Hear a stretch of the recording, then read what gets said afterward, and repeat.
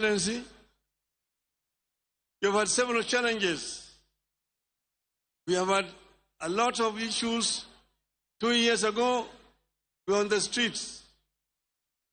And even last year, they were on the streets, the Gen Zs.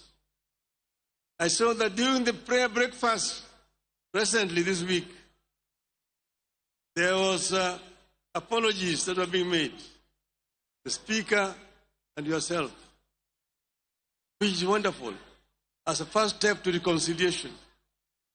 But then there's the issue of people who are injured, some people who died during that time.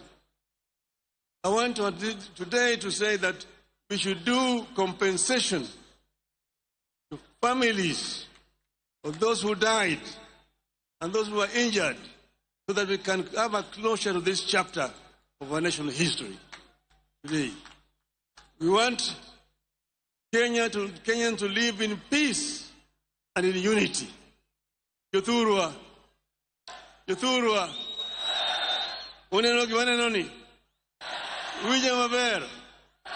Uroko welu. Ameadwa ni Yothurwa mondo riure kwa dhi nyime. Wange kumwadwa dhi. Wange kumwae, wange kumachimunadi. Kumwadhi. Your Excellency, thank you.